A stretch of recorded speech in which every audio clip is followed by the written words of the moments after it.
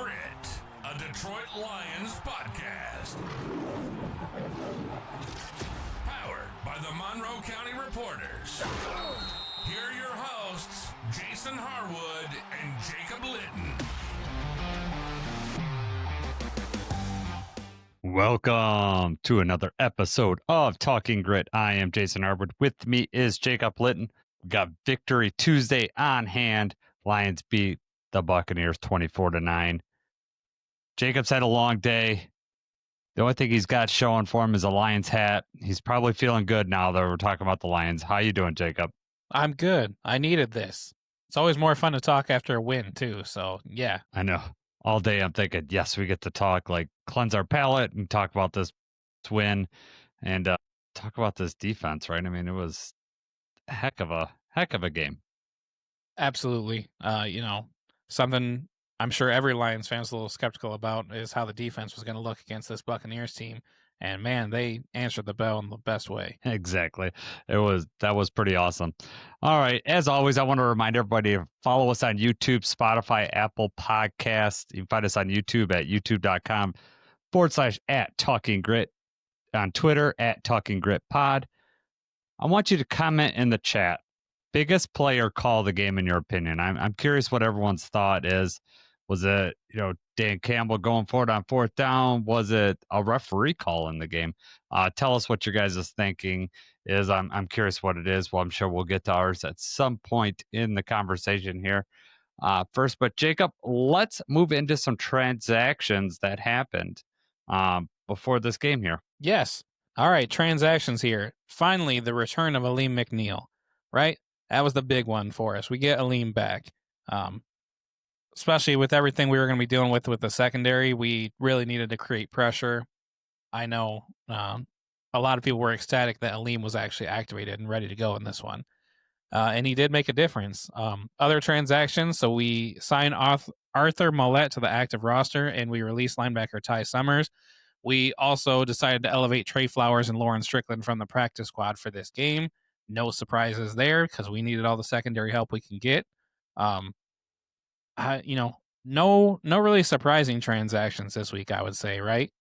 There's none of those names that were surprising. No, I mean, we all knew that the Alim thing was happening, especially after the Tuesday interview with Dan Campbell did with 97.1, said he's freaking playing. So we all got super excited. And we'll get to the defense, but you could feel Alim like right away. So it was very noticeable that he was in the game, which was a great sign.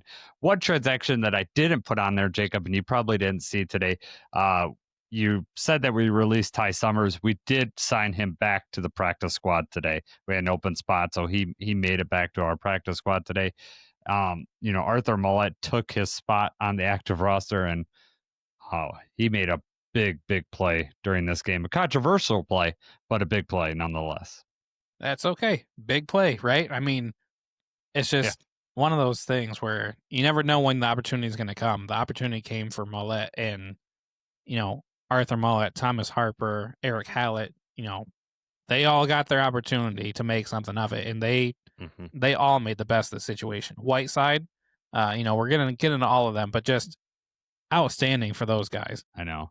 They talked about it, if you're putting stuff on tape not only for us, but for other teams, because, those guys are going to be relegated to the bench when, Kirby comes back, when Bryant comes back, we start getting DJ Reed, Terrion. Those guys come back, some of those guys they're going to see a lot less playing time or no playing time at all. And if they do have to be put on the practice squad, they put up some good tape that might, another team that's in the same situation that we were just in might pick those players up, which stinks for the Lions to lose depth like that. But at the same time, you want to reward players for coming in, emergency duty, playing the number 6 rated offense in the league coming into that game and playing lights out. Yes, just stifling them. Yeah, it was awesome. So we'll get into like our final thoughts. I'm going to probably talk about some of the referee calls and stuff, just some interesting thoughts there. So we'll get into that because I know that is. Yeah, I'm going to save that to the end because we saved that for the front, and I just don't want to talk about refs 2 weeks in a row right up front. So, Jacob, what were your thoughts on special teams? Well, Jake Bates missed a field goal, right? And I don't know if you saw, but he missed the field goal, and then Twitter all of a sudden was like, "Do we have a kicker problem?" It's like, guys, it was a 54-yard field goal. I mean, yes, he's usually money, like he usually makes those, of course.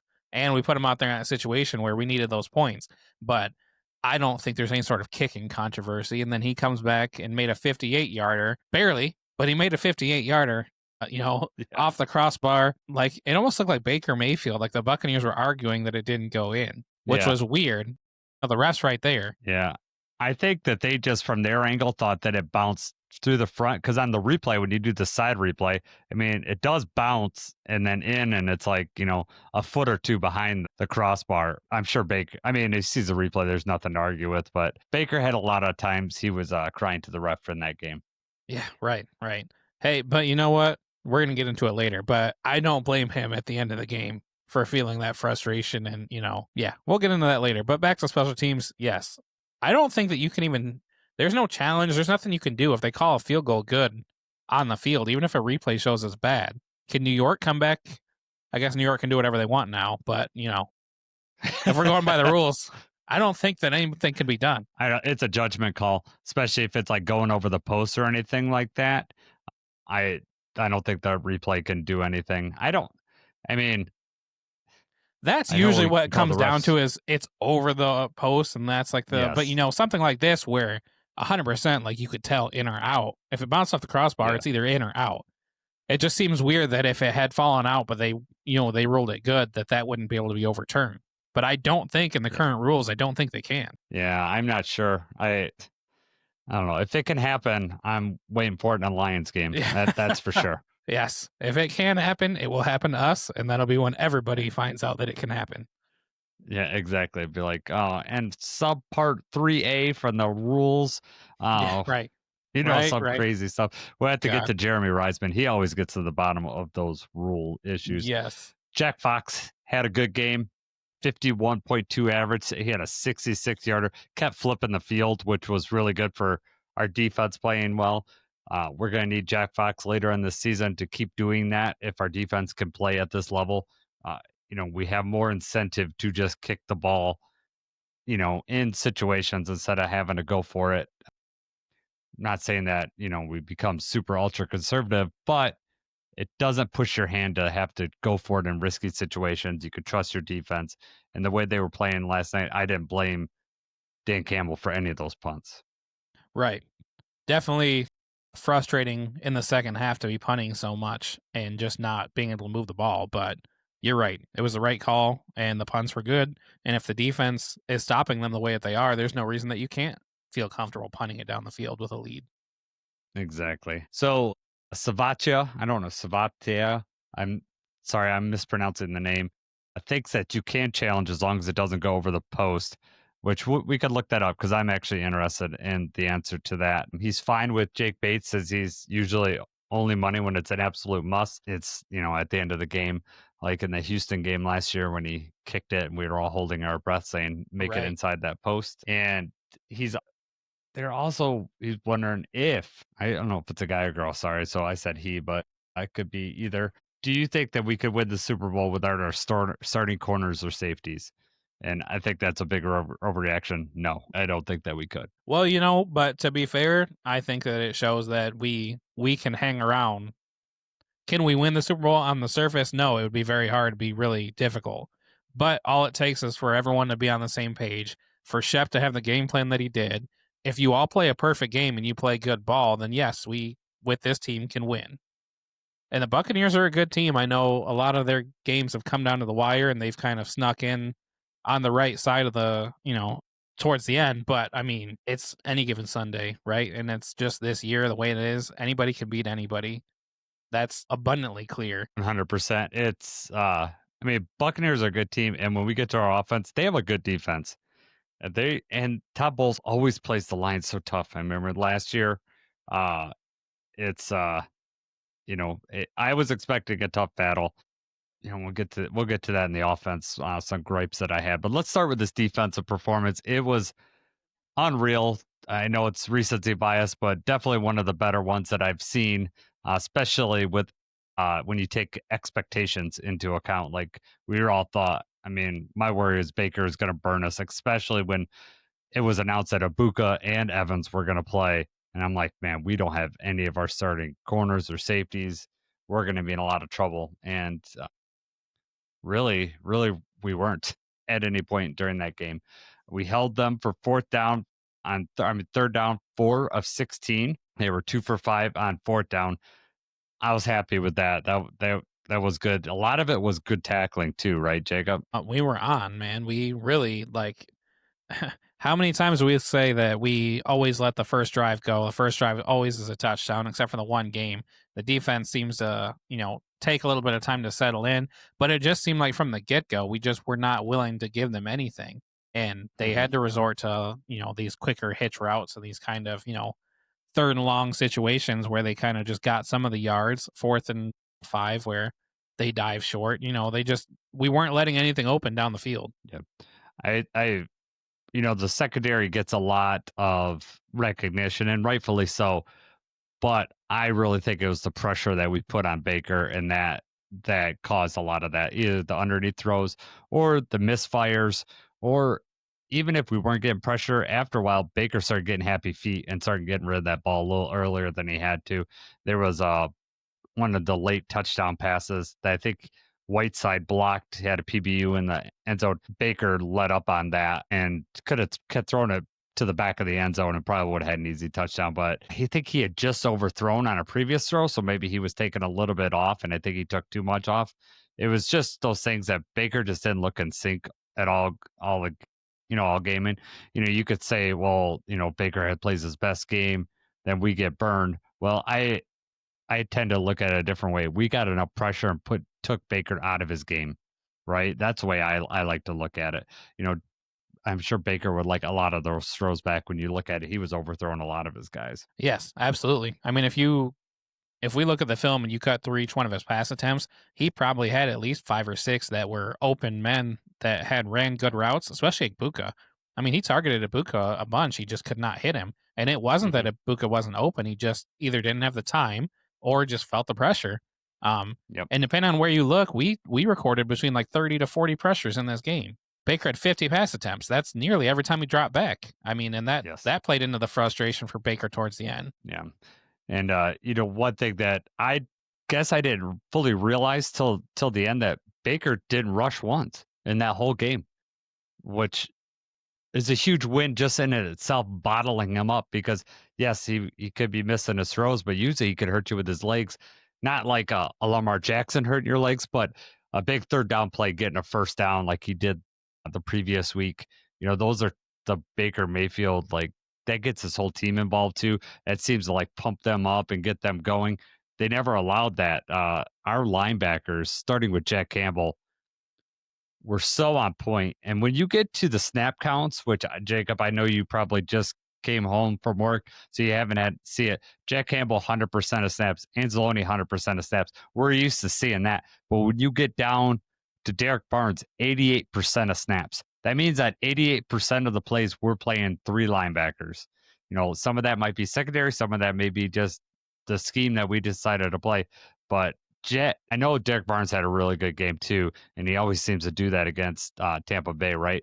But yeah. Jack Campbell had that first tackle for loss where he was out wide. I remember you and I texting. You're like, you thought that Sheppard yelled at him to get out there, and he wanted Jack Campbell out wide. Do you still think that? I worked I worked today. I did not have time to review that, but on the broadcast, Shep's yelling at somebody to get into position. And, he's trying to, not necessarily that they're in the wrong position, but he's just trying to relay what's happening or what he sees. And then when they cut to them lining up, then you see Jack Campbell going outside over Rachaad White. And that's the exact play that they're running with that screen. And Jack Campbell just reacts to it so quickly, as if he knew that was coming. That's what he was defending. He gets there so fast, the offensive lineman can't get out there to block him, and then he ends up smoking Rachaad White. And it was just a fantastic play. That was awesome. Yeah, it was awesome. That play. I showed my boys, and they weren't as impressed as I were. They're like, it's just a tackle, Dad. I'm like, no, that was a third down play, and we got off the field, and that's Jack Campbell out wide. He screamed in, knew what was happening so fast that they couldn't get a block on him. It's an unreal play. Awesome play.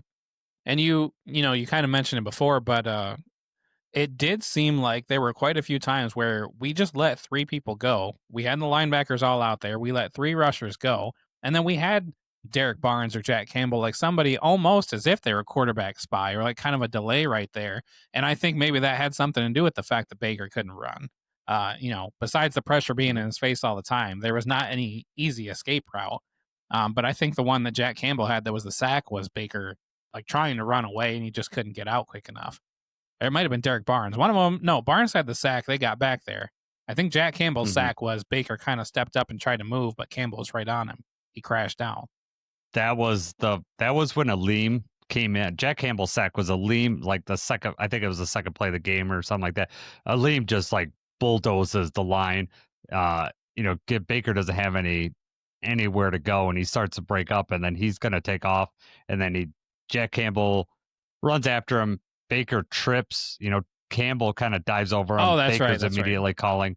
He's calling because he got hit in the head. I'm like, what is Jack Campbell supposed to do? You tripped right in front of him. So, he live. It is. I thought that he meant, because you're right. That's when like Alim feeling his presence right away. I mean, on both of the plays really, but I thought that Baker meant that during that shuffle, like in the pocket, that somebody had hit him up high when I saw him complaining. And then when I saw the replay and he was talking about how like Jack kind of hit his head, like, come on, are you really trying to like get that call? Is this what we're doing already? Yeah.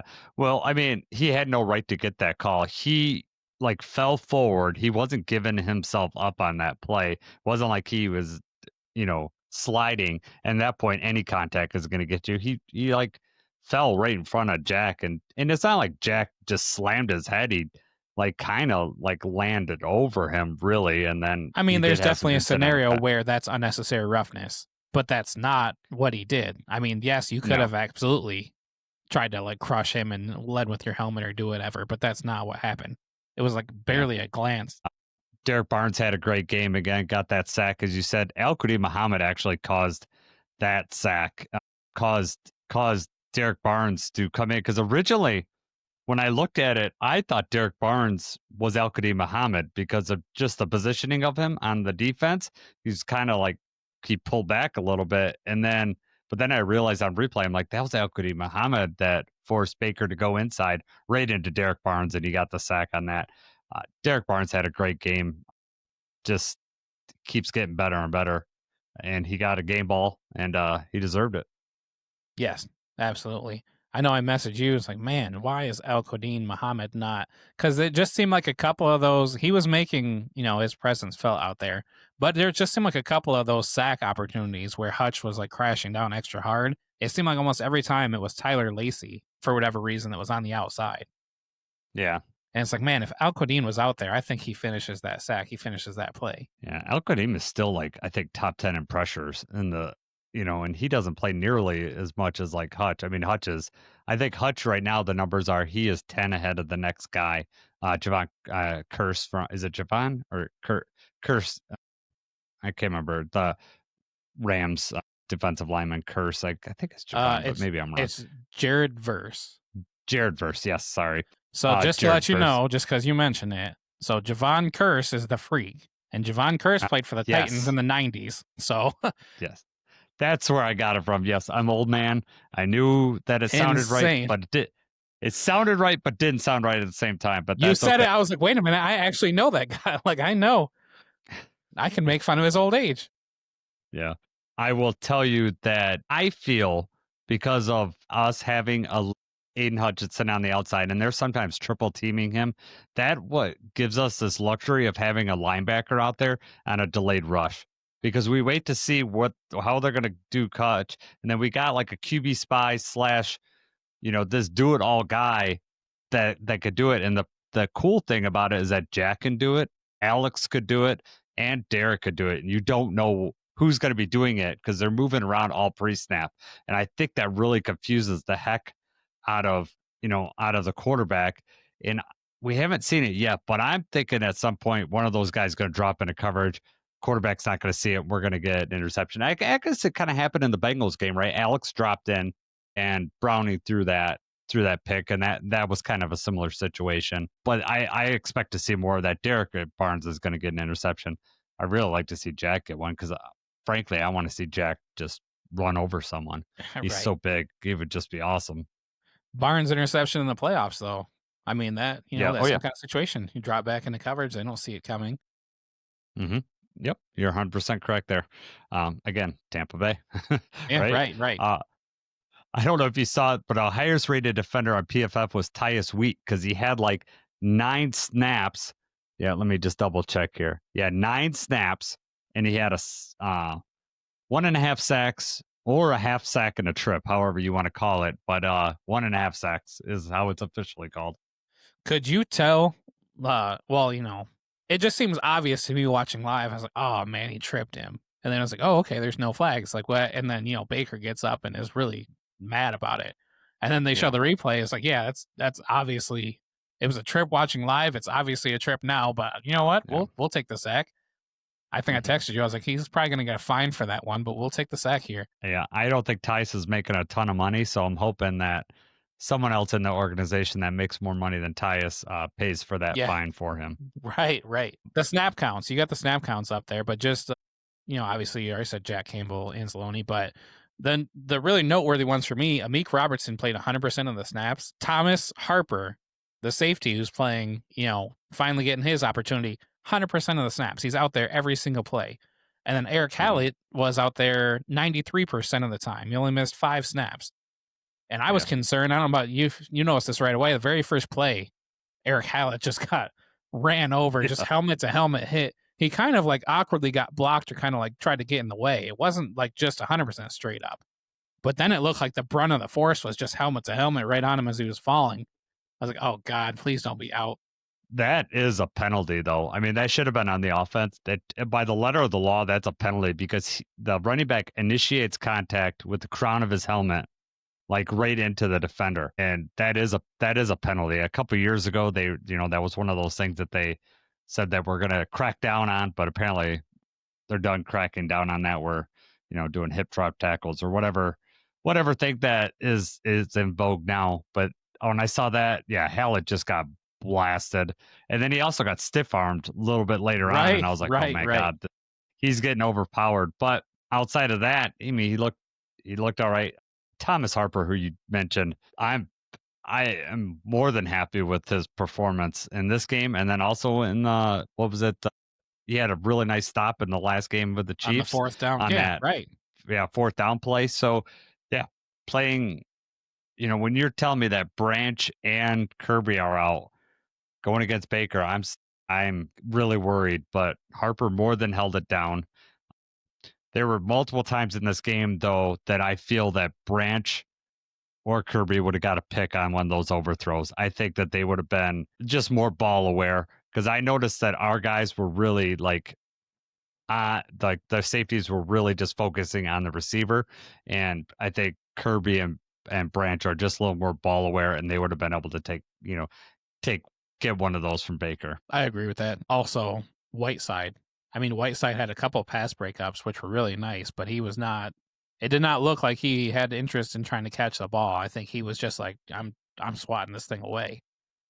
Yep. Which was the right call. Rather, knock it loose. Don't let anything up to chance. Yeah. But he played really well, like in coverage. So I mean, he, like I said earlier, like these guys got in their opportunity. All of them made the most of it.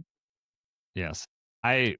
Whiteside was like the biggest surprise because I was really worried. I had confidence, obviously, in Meek. Meek is like a number one corner out there, and we got a bye week this week, but in the next week, depending on who's back, I have obviously no problems with a Meek covering Justin Jefferson if it comes down to that. Like if DJ Reed or Terrion, who knows, they're how that's going to happen. DJ Reed can't come back until after that game, so he guaranteed won't be in that game. So I would say even if Terrion's back, you travel a Meek with Justin and you let Terrion do Jordan Addison, whoever else they're going to throw out there. So I was super, super happy with that. This person's got to tell me how to say their name. So just type it out phonetically how to say your name because I want to say it right. But Savatia says, the defensive performance is this good. And, we're also looking to get Davenport back, Malcolm Rodriguez. Alib's going to get better. He played 44 snaps in this game, which I was super surprised about. They asked them about it today at the press conference. They asked Dan Campbell about it, and they said the original plan was to not go that much, but they just found themselves in like a lot of third down plays, and they wanted to get Alim in on pass rush plays.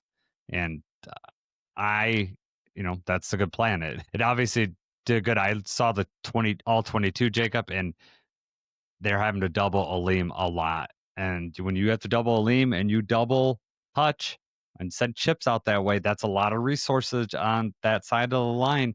And someone else has got to win on the other side. And we were able to get pressure and win those one-on-ones. Yeah, DJ Reader slamming Baker down too. It was nice for him to get in there and get a hit. Yeah, Hutch having, the lineman, a tight end, and a running back, 3 people several times, just trying to make sure that he does not get through and disrupt the game. Yep. Yeah, I mean, Hutch still had a ton of pressures. Didn't get a sack in this one, but man, he affected the game. Either getting a holding penalty or just he would bull rush. Sometimes he would just if I can't get the quarterback, I'm just going to push my offensive lineman right back into Baker and make it either rush that throw or throw him. So real quick, just to talk about the turnovers, because the turnovers were huge. You already mentioned Amik, but I mean that punch out, that was awesome. Mm-hmm. Did you feel like they should have reviewed it, that it possibly was not a catch? Because in my eyes, I thought that was 1-2 step. He tucks the ball, then he gets hit. It was almost perfect. I thought it was clearly a catch because he makes a football move after he tucks that in, and the ball wasn't moving at all. It was like Amik is like the best at that that play, and he just seems like he has, he's taught Jack is getting really good at it too. Although he misses and just punches someone. I don't know if you've seen that that was I was waiting for that penalty to show up at some point, but it's not going to stop the Lions from trying to punch that ball out, because you get a turnover like that, it makes it well worth it. And yeah, Meek just punching that out. He was ready. He wanted to make that play, and he did. Yes. And then the other one being the interception we talked about. So, I have some Buccaneers people that had tried to say maybe that they should have taken a longer look at that fumble, like maybe it was an incomplete pass. I thought 100%, it's hard to be impartial, but it looked to me, like you said, the football move, he takes 2 steps, he tucks it, he turns upfield. It looked pretty obvious to me. But then how do you feel about the interception? So Arthur Mullet, great pick. He rips the ball away. He has possession of the ball when they hit the ground, and then they're kind of fighting afterward. They do have the whole rule about the simultaneous possession goes to the offense. But if we're putting a percentage on it, I would say that's 75-25 that it was Arthur's ball, or that he had the ball. He was the one that had it when they hit the ground. Yeah. This one I get being more like 50-50, or maybe them being more angry about. But I still, like I said, it's hard to be impartial, but I feel like it was the right call. Where's your head at with this? Yeah, I have a feeling if I'm a Buccaneers fan, I'm probably, saying that's a simultaneous catch. I'm a Lions fan, and I see it as how you saw it. If he'd have caught it straight up, like, what was the tight end's name? Kate Otten. Yeah, Kate Otten, I tried to combine his first and last name.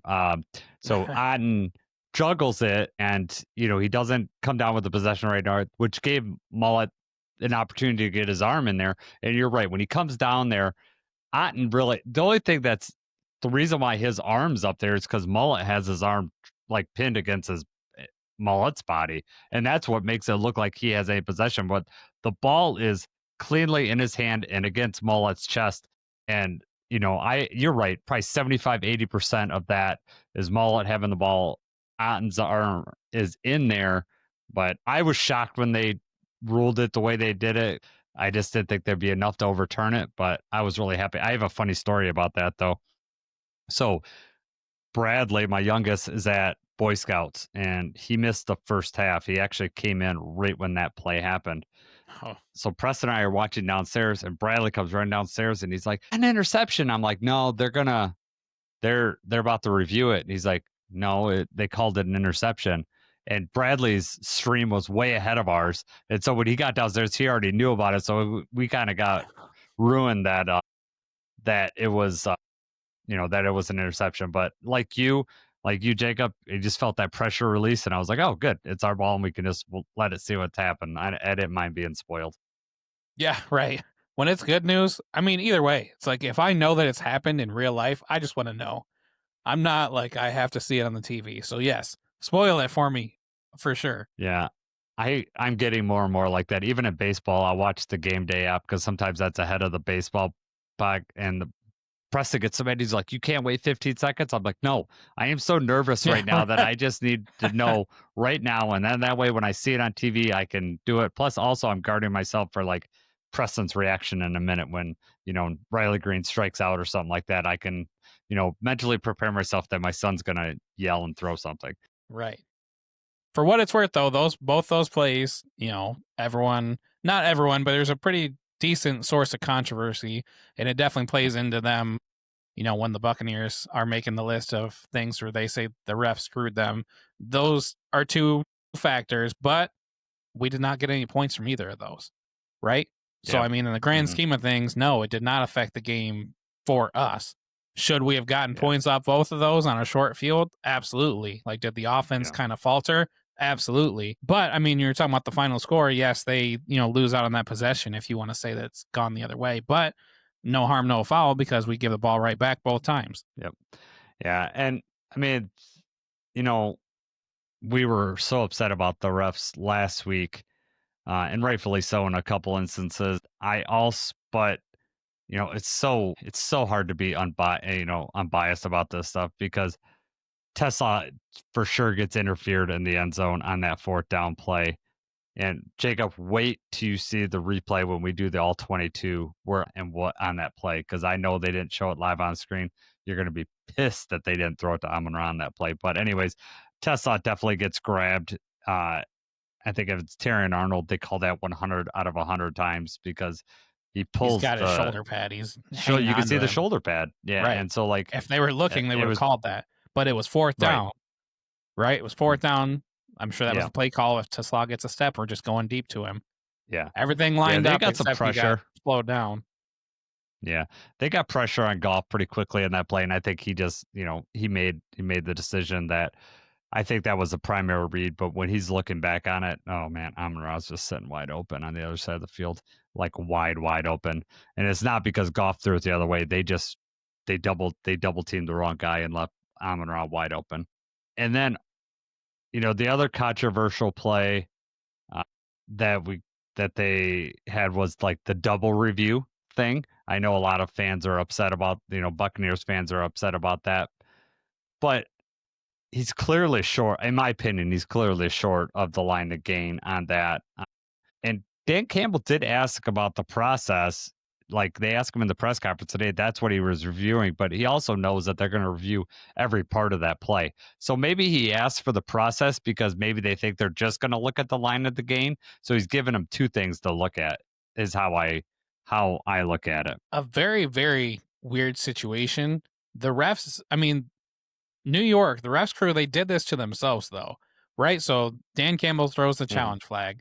They look at it, the official challenge is, whether he completed the process of the catch, because that was iffy. They show the replay, and then it's apparent, like, okay, his knee is down. It's very close. Like, this is 50-50. This one could go either way. Looks like he's short to me, as obviously I'm sure every Buccaneers fan in the world is like, okay, no, he made it. He's there.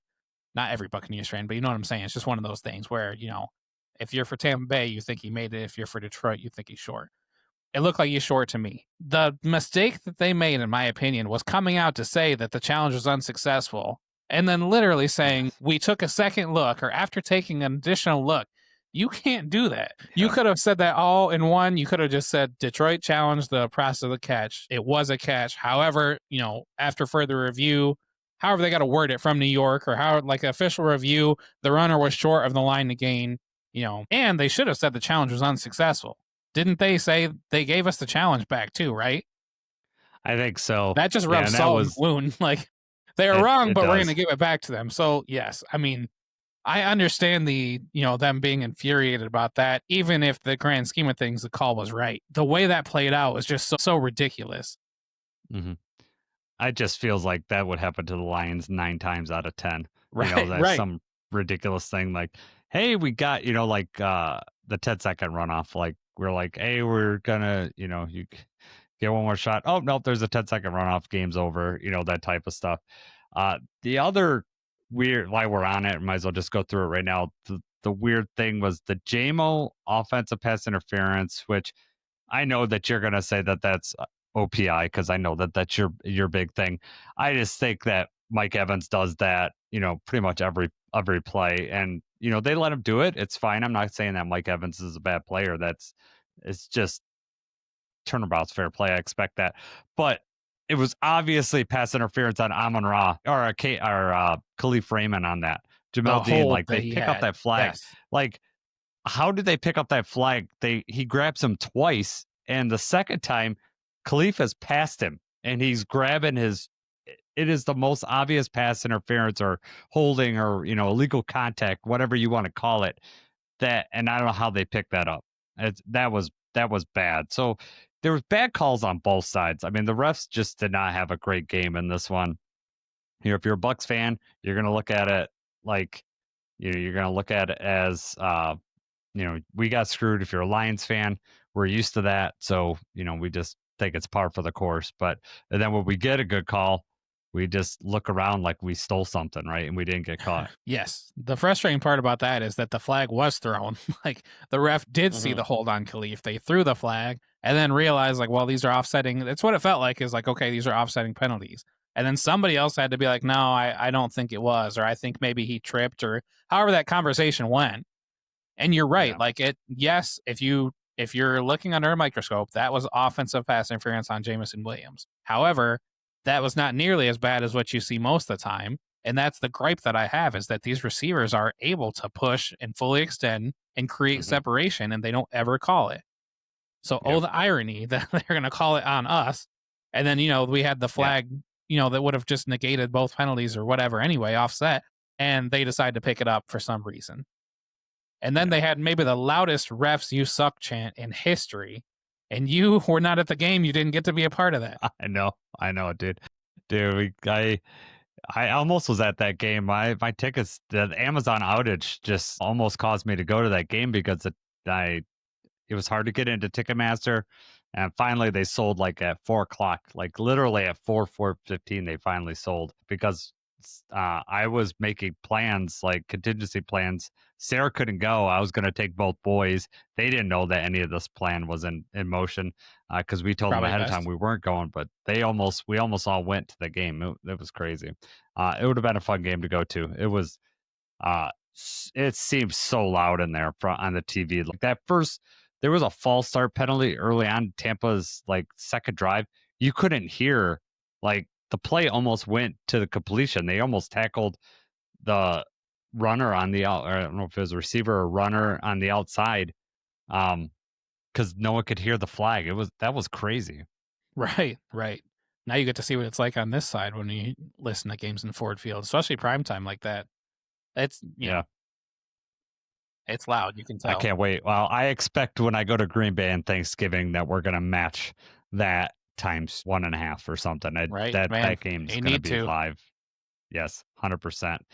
Get some false starts for Packers. All right, man. Let's move to the offense. Start with third down, just like we did for the defense. We were 3 for 13. Very disappointing in that point. And then 1 for 2 on fourth down. Although, like we said, there should have been a flag on that second fourth down. But the one fourth down that we get was Gibbs, man, just giving it his all and getting that. That was so tight, them giving him the first down. And I still don't see a definitive angle that he got that, because like it looks like he's got it, but it depends on where that ball crosses the out of bounds marker. But they don't have one that shoots down that line like that, so it's hard to get a good angle. I was just relieved when they gave him the first down. Yes, absolutely. I mean, he kind of jumps over it. It's impossible really to tell. What an effort. I mean, Gibbs was just on another level tonight. Yep. It's so funny as Lions fans, like, a couple weeks ago, we're like, we got to give Monty the ball more. He's not getting enough snaps.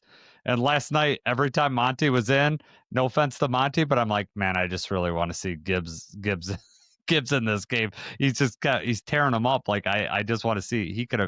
he was so close on a couple more runs that he could have busted out. On a rewatch, I was like, oh my god, he's so close on this. Did it feel to you like Montgomery got 13 carries? Well, he got like one thing that bolsters that up is I think he got like when we were running out the clock at the end, he got those carries. So that's like 3 of them right there. Well, did not. All of the late. So I mean, after when it was apparent that like when they went for on 4th down, didn't get it, Montgomery carried the ball. Or no, we threw it once.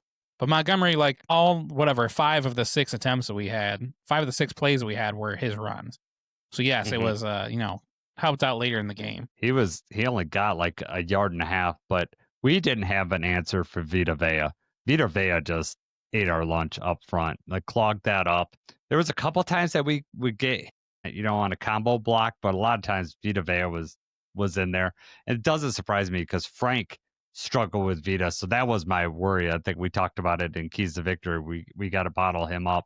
And that's, why Monty struggled because he doesn't get to the line as fast. And so Vita was able to get in there and clog things up.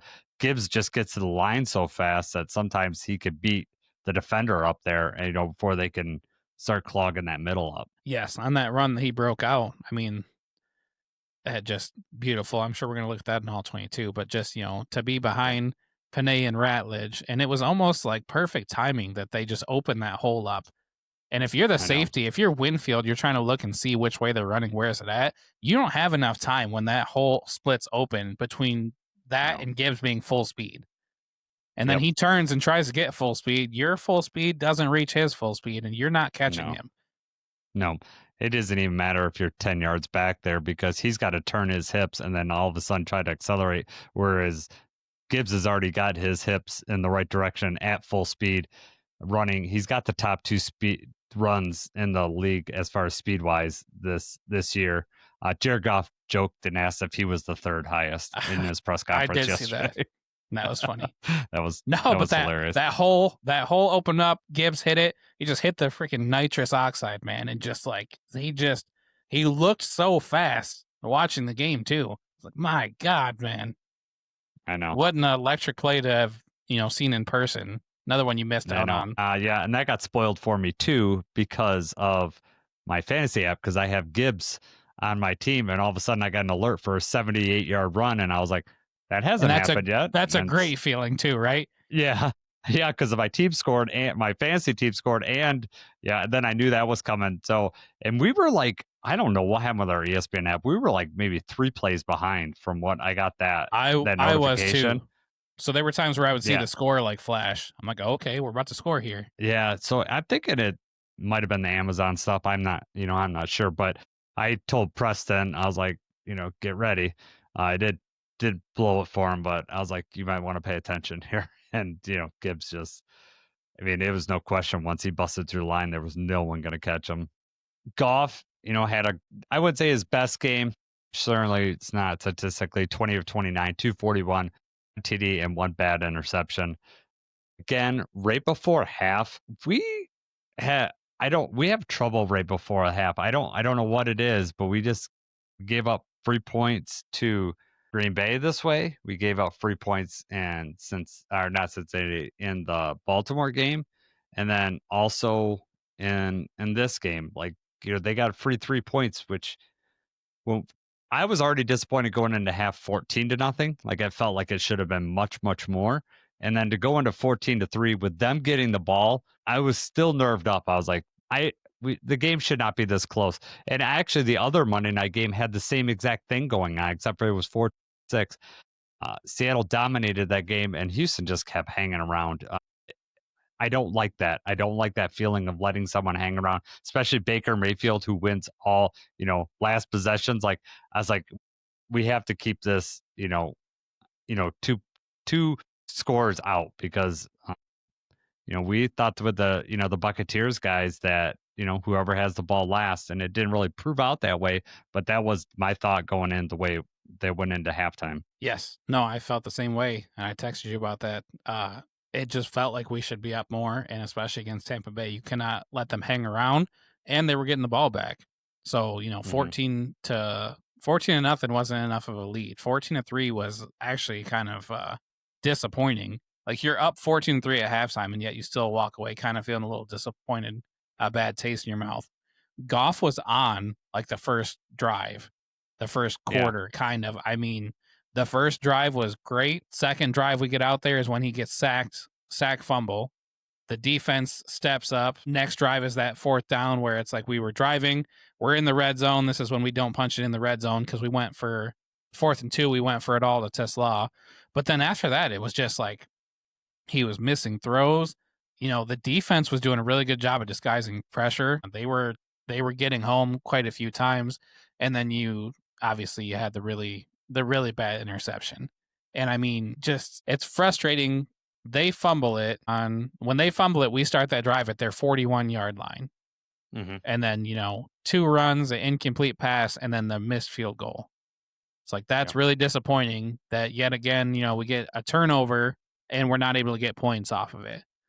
They get the ball and first play interception. You're like, okay, here we go. We're on their side of the field again. And then,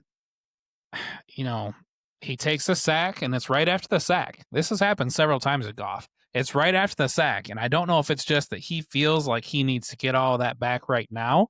Usually you can kind of see like what he sees or what he saw or what he made the mistake. This was just terrible. And I mean, I would like to revisit this in all 22. I haven't got to see it today, but I mean, I don't know what he saw or why he threw that ball. It's 2nd and 19. It's not even like it's 3rd and long. I mean, we still have time to get closer and maybe get that field goal back. And instead, you throw a really bad interception. We give them, 20 seconds, 30 seconds or whatever, and that's enough time for them to get a field goal of their own. And luckily, it didn't end up mattering that much, but it definitely could have, especially when they come back the very first drive of the half and score. Mm-hmm. Yep. It's just deflating mentally too, just to like give that up and score right before half, and then they're going to double up.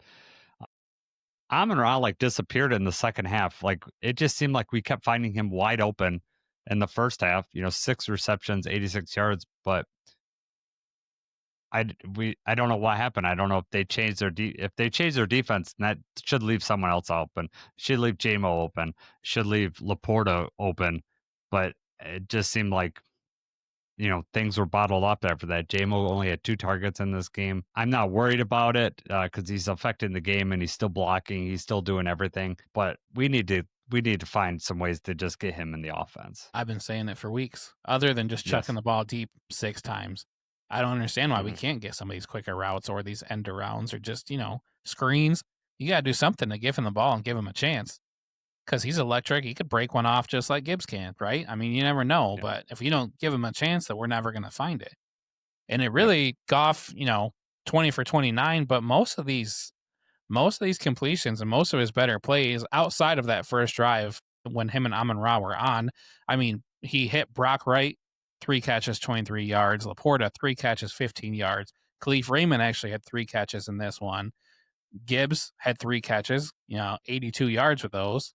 So those were nice, those little quick routes. David Montgomery had like a decent catch. So, I mean, he wasn't a downfield threat in this one. Not that you necessarily had to be, but I mean, once the offense became stagnant and stopped moving the ball, it's hard to say if that was Tampa Bay's defense just responding well and, dialing up the right kind of defensive play calls.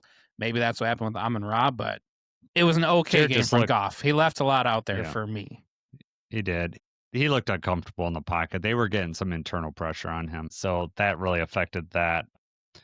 I was really shocked that Gibbs was able to get so much in the passing game because last year they focused a lot of resources, and I remember a lot of passes out to the flat. They were attacking Gibbs immediately. And this one, 3 receptions for 82 yards. An insane average for a running back to have, per reception. And it wasn't like they were deep shots. They were all like in the flat, and Gibbs was just, breaking tackles or making guys miss and getting, a lot of yak. It was nice.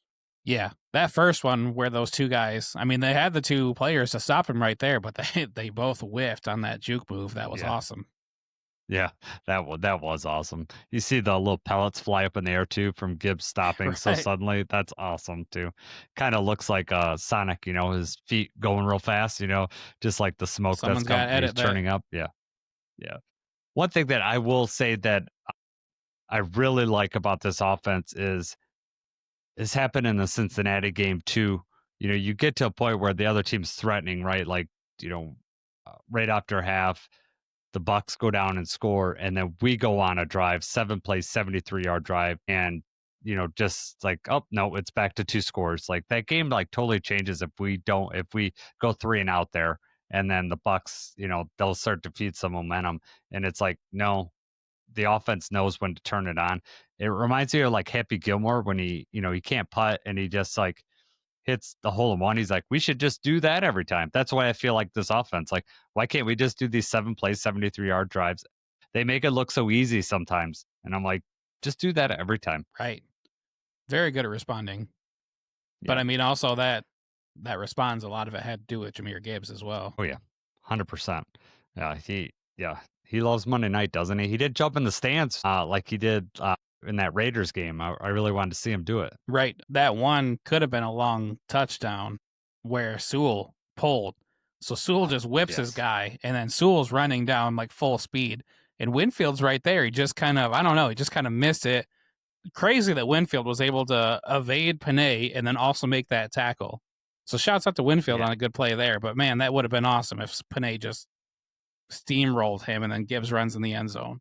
Sewell had too much head of steam and he couldn't change his direction that quickly. Right. That's the way I look at it, because I knew that it was so nice that Gibbs just scored on the very next play, though. Just did a nice spin move and just put it right in the end zone. There was no crazy like, spin move. Yeah. Yeah, that was awesome. Before we move on to the Roar Alert and Great Guarantee, I do have a question for you. So, right before Goff throws that interception, we get the 2-minute warning, and we run a play right before that 2-minute warning. Were you screaming at them to just let the clock go all the way to the 2-minute warning? Were you surprised that they ran a play there? I was surprised that we ran the play, but I know better than to question them now. I'm sure that whatever defense they had lined up out there, they thought they saw something there, right? Yeah. Because that's not something that they take lightly, and that's definitely not something that they're just going to throw a play away. They seen however they were lining up. Goff liked what he saw, and that was the play call, and didn't go our way. I actually don't remember. It's incomplete pass intended for JMO, but I don't really remember, like, was it a bad throw, good defense? I don't remember exactly what happened with that one. But that's right before he missed the field goal. Yeah, I don't remember that, but it was just one of those things. I'm like, we're usually so like, let's use up all the clock and not give the other team a chance to get to the ball. And I thought for sure we'd do that. And that was my only thought, that there was two logical reasons for me that they happened. You just mentioned one, that Goff lined up and said, hey, this, we got the perfect play for this defense. We're going to go ahead and run it. Or number two, that we are playing this thing where Tampa Bay thinks that we're just going to let them run the clock out, so they're not going to be set, and maybe we can catch them off guard. Neither of that happened, and then we ended up just giving Tampa Bay more time on the other side of the clock, which may in fact end up giving them a field goal. But I was just really surprised by that. I haven't been exactly happy with our 2-minute offense at the end of halves and thus far in the season. It's something that we need to work on. Either we're going 3-and-out, which we've done like in Green Bay, and we're giving the other team chance, or we're just making, throwing an interception. We're, in the Baltimore game, we ended up giving, that was a 3-and-out, gave Baltimore, scored a touchdown right before half. Kansas City, we did the same thing. Rob missed on that catch on 4th down, and then Kansas City capitalized, scored a touchdown, big swing in that game, which, was, again, I contend that was the biggest play in the game, regardless of what the refs called. But that, it was, I hope that's something that they look at the bye week and then they make some changes and, figure that out. Yeah. And I don't know if that's a play calling issue or why, you're right, though. It's just we're falling flat in those moments. Yep. Let's move into. All right, we're gonna review the Roar Alert here first. Jacob said Hutch is going to have a big game, and while statistically he certainly didn't have a sack, I would go ahead and give you credit, because I think that he really affected this game the way it was handled. He did not get any sacks. He didn't get, he did get a fumble recovery, but he, like we said earlier, he really affected Tampa Bay's and Baker Mayfield the whole day. I would say that he made a decent amount of noise, a considerable amount of noise. Our defense is not nearly as good without Hutch in that game. He let other people shine, but it's kind of like a JMO effect, right? Some of that stuff you just don't see statistically. But when you watch Hutch and the All-22 getting double or triple teamed, he allowed other people to win their one-on-ones, and then he was still able to lead in pressures for the whole week. I mean, even getting as much attention as he does, he still affects the game so much. Yeah, that's wild. Yeah. Jared Goff, I said, was going to have a roar alert, and while he started out like gangbusters, he did not. I wouldn't say that he necessarily was. He was not bad or anything like that. He just didn't make enough noise. Neither one of us picked Gibbs, who would have been the clear answer in this one right here, For sure. or maybe even the defensive secondary. Yeah. That would have been very ballsy for one of us to pick, going into this game. Yeah, right. All right. Why don't you review the grit guarantees for everybody there, Jacob? Grit guarantees did not go our way this week. Jason says that both Demo and Gibbs will score.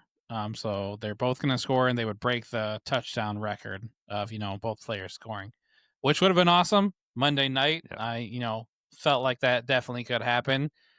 Gibbs did more than enough his share. Montgomery, unfortunately, was not able to find the end zone. So that grit guarantee did not come true this time. I would say that's closer than my grit guarantee, though, where I thought that Tesla was going to have his first multi-catch game. Maybe if he wasn't being held, he would have had that touchdown there. But other than that, don't think that was going to happen. He actually only had 9 snaps in this one. So yeah. Snap counts been up and down for him as of late. So yep. Yeah, that was kind of disappointing on that. So my final thoughts was going to be on officiating, which we talked about back up at the defense. So I just want to say the defense played good. Kelvin Sheppard is finally going to get noticed. And I'm not saying, good riddance to Aaron Glenn at all, but man, Shep really really has a good plan for a lot of these teams. And that's what I'm noticing that I'm liking, that it seems like he's really game planning to a lot, these teams' strengths, taking them out of it, and bottling up. I know the Ravens don't look like anything now, but when we faced them, they had their full offense, and we did a very good job of keeping us in the game so that we could win that. Shep's doing all this with backups in the back end. So he, and Teja is saying he better not be a head coach next year. I'd be so mad. I think I was just gonna point that out, like when you were done. It's just that's the pro and the con, especially in the prime time of you talk about from the player level. So first off, these players that are like fringe practice squad roster, Arthur Mollett, some of the other guys, we want them to do well. We want them to help the team. But when they do well and they help the team, that means that chances are they won't go back to the practice squad, that they're going to be on a different team's roster. And then we don't have that depth. And then when you bring that up to the coaches level, that's kind of the same thing.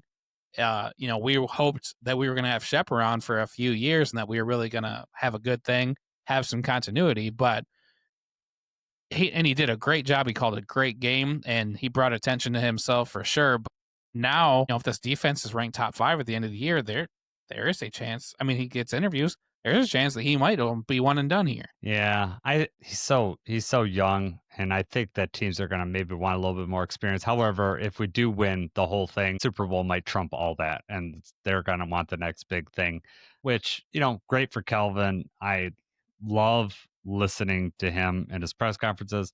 I love the job he's doing, so I hope the best for him. But selfishly, just like Ben Johnson for the last few years, we don't want to see this guy go. We want to keep our young up-and-coming coordinator with us for a little bit longer. Yeah, exactly. We were hoping to have a few years, but if he's doing well, especially in situations like this, right? And that was a big thing that people said about Aaron Glenn is that, hey, all the injuries, everything we've been happening, he's taking people off the street and giving a serviceable defense. And AG had been doing it for years, obviously. So, yeah, I don't know. Pros and cons, good thing, bad thing. Yeah, I will say that just a thought on like us bringing up guys. just seems, it reminds me of like the Patriots. Bill Belichick would have, like you're wondering how Troy Brown could be a wide receiver, but then he come in and could play cornerback. It's like they're so good at distilling down what your responsibility are. These kids play fast, and they don't try to do too much. Like you said, Whiteside wasn't trying out there trying to pick or make a huge play. He's like, I just need to bat this thing down, get to the next play, and let good things come. Later on, just do my responsibility, and I hope it just keeps going. I was reading through our chat. I didn't realize we had so many messages in here. Yeah, Deja was enjoying. She just wants us to spread the rumor that Kelvin Sheppard kicks puppies and pushes old women. You don't want him on your team. Let's no, not do he that. doesn't do that. So yes, quite a few messages, Deja. So we appreciate you being on there. Again, the question of the day for anybody out there was, what was the biggest player call during the game that you think swung, the Lions' way? So I'm curious what that is. If you want to comment and hit the like, subscribe while you're at it. All right, Jacob, it's bye week. Are we gonna go live on Thursday for the Chargers Vikings game? Have we decided that yet or not? I would like to say bolts up and go live on Thursday, right? Okay. All right. So that plan is right now to go live Thursday. We will have Lions talk throughout the thing. I don't know if we're going to do the whole game or not, but we'll be on live certainly for the first half, and we'll have, as Lions fans, have vested interest in this Thursday game because the Vikings are playing, so we can root for the Chargers. So we're all going to scout together. Yeah. We're all going to scout them together. Exactly, because that'll be our next game, right? That'll be the Vikings' next game after this. Who knows who's going to be the quarterback? Carson Wentz is going to be the quarterback this Thursday, but JJ may be back for our game, which I'm okay with, because putting him in there in that loud space in Ford Field, it'd be nice, and get some Wolverine on Wolverine violence with Hutch. Right. Then we need to protect him and keep him out another week. All right. You want to face Carson Wentz, huh? Well, I'll face either of them. All right. For Jacob, I'm Jason. Go Lions.